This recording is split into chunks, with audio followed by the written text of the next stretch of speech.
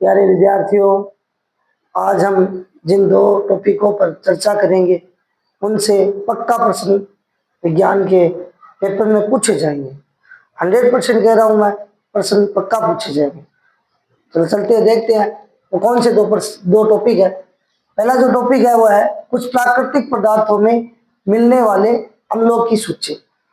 आपको जैसे कुछ प्राकृतिक पदार्थ दिए जाएंगे, उनसे पूछा जाएगा कि इसमें कौन सा अम्ल मिलेगा। जैसे दही है, दही या खट्टा दूध कह सकते हैं आप, इसमें कौन सा अम्ल मिलता है? कौन सा अम्ल मिलता है इसमें? लैक्टिक अम्ल। इसके अलावा इमली है, इमली में अंदर कौन सा मिलेगा? टार्ट्रिक अम्ल। नींबू व संतरा, इसमें कौन सा अम्ल मिलेगा? सिट्रिक अम्ल। इसके बाद टमाटर है, टमाटर में कौन सा अम्ल मिलता है? ऑक्सैलिक अम्ल। तो अगला जो पांचवा है सिरका, सिरके में कौन सा अम्ल मिलता है? एसिटिक अम्ल, जिसे हम एथेनोइक अम्ल भी कह सकते हैं, जिसका सूत्र होता है CH3COH, जो कि क्या है? दुर्बल अम्ल है। तो दुर्बल अम्ल का जो उदाहरण है वो भी आपको पूछा जा सकता है कि दुर्बल अम्ल का एक उदाहरण लिखिए। तो कौन सा है वो? CH3COH, यानी कि एसिटिक अम्ल। चलो अगले पे चलते हैं। जो चिंटी का डंक है और नेटल का डंक है, इसमें कौन सा अम्ल मिलता है? मेथेनोइक अम्ल। तो मेथेनोइक अम्ल पर भी आपको एक प्रश्न पूछा जा सकता है। गत वर्षों में चिंटी का जो डंक है उससे प्रश्न पूछा गया है। इसके अलावा नींबू और संतरा है, इसमें कौन सा अम्ल होता है, ये भी प्रश्न पूछा गया है। तो इन अम्ल से एक पक्का प्रश्न पूछने की प्रबल संभावना है। इसके अलावा आपको बता दूं कि नेटल का जो डंक है उसके पास ही क्या मिलता है कि नेटल का जो प्लांट है, सॉरी नेटल का जो प्लांट है उसके पास एक पौधा मिलता है जिसे बोलते हैं डोक, डोक पौधा। तो पूछ सकते हैं कि डोक पौधा की जो प्रकृति है वो कैसी होती है? वो होती है क्षारीय। ये भी आपको एक प्रश्न पूछा जा सकता है। इसके अलावा जो दूसरा टॉपिक हमारा वो है जंतुओं में मिलने वाली अंतःस्रावी ग्रंथियां और उनसे निकलने वाले हार्मोन या उनसे स्रावित हार्मोन। जो पहली जो ग्रंथि है हमारी पीयूष ग्रंथि, ये पीयूष ग्रंथि है जो हमारे अग्र मस्तिष्क में मिलती है, जो हाइपोथैलेमस के एकदम नीचे होगी। इससे जो हार्मोन स्रावित होगा उसे क्या कहेंगे?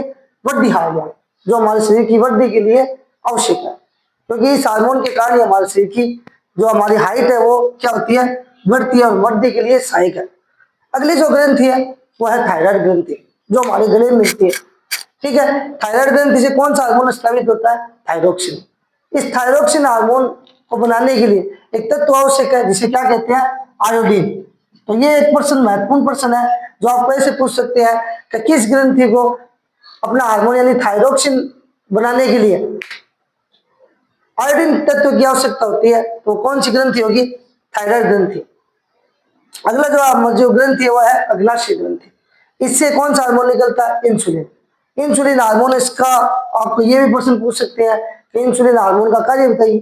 तो इंसुलिन का हार्मोन का कार्य क्या है? रुधिर में शर्करा के स्तर का नियमन करना, यानी कि ये क्या करता है? रक्त में जो शर्करा का जो स्तर है उसको बनाए रखता है। अगर इस हार्मोन की कमी हो जाए ना तो व्यक्ति में क्या हो जाता है? मधुमेह बीमारी हो जाती है, जिसे आमतौर पर बोलचाल की भाषा में हम शुगर कहते हैं। तो इंसुलिन की कमी से मधुमेह बीमारी हो जाती है। अगली जो ग्रंथि है जो जिसे हम क्या कहेंगे?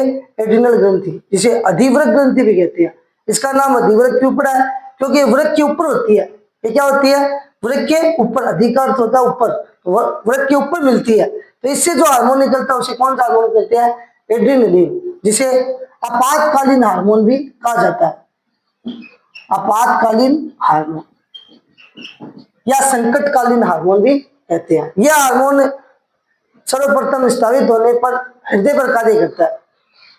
अगली जो ग्रंथि हमारी है वो है वृषण। ये केवल नर में मिलती है। किस में मिलती है? नर में। तो नर में मिलती है तो इससे कौन सा हार्मोन स्रावित होगा? टेस्टोस्टेरोन, जिसे नरलिंग हार्मोन भी कहा जाता है। और इसमें पुरुषों में क्या होते हैं? द्वितीयक लैंगिक लक्षण उत्पन्न होते हैं, जैसे दाढ़ी मूंछों का आना, आवाज का भारी होना, ये सारे लक्षण।